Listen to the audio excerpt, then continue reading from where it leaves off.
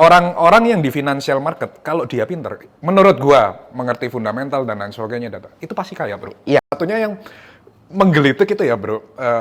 Orang-orang itu selalu komen, mungkin di industri lain nggak applicable ya, tapi kalau di industri finance, menurut lu nih, bro, apakah orang yang pinter di finance pasti kaya atau enggak?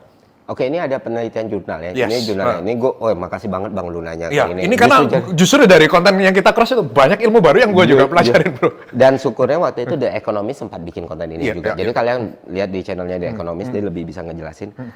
Oke, bahasa bayinya kayak gini. Ya.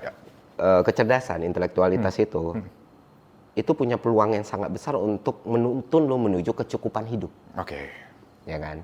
Nah, Terus? faktor kecerdasan Iya, makin menurun. Dari 1M ke ini, misalnya kayak dari 1M ke 50M itu 60% nih.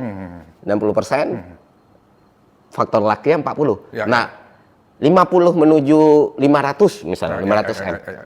Nah, dari sini udah kekayaan level ini, Ya. kayak kalau kita bagi kesejahteraan empat level, itu udah luck yang ngaruhin. Daripada Kecerdasan, itu udah luck faktor. Misalnya dari 500M menuju 1T, faktor luck itu udah 80%. Itu 80%. ada jurnal. Jadi makanya kita sering lihat, ini orang kaya kok masih percaya dukun gitu. Masih percaya mitos-mitos. Ya. Misalnya, oh, gue tuh nggak boleh nih kalau misalnya gue nge-call di hari ini. Sangat setuju. Iya, itu kan masih kita lihat, padahal nggak ada penjelasan. Betul. Nah, apa yang menentukan? Yang sebenarnya luck, kalau kita breakdown nih secara matematik, luck itu kan probabilitas ya. Betul. Hal yang terjadi atau apa.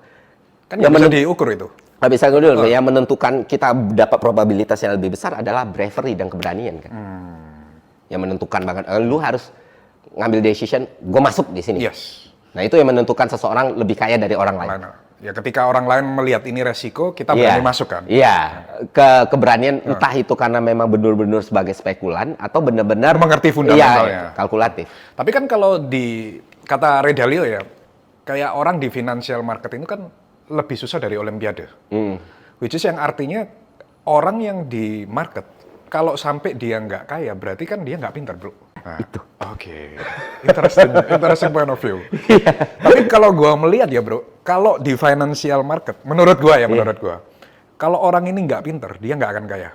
Karena di financial market itu benar-benar game yang sangat susah dimainkan.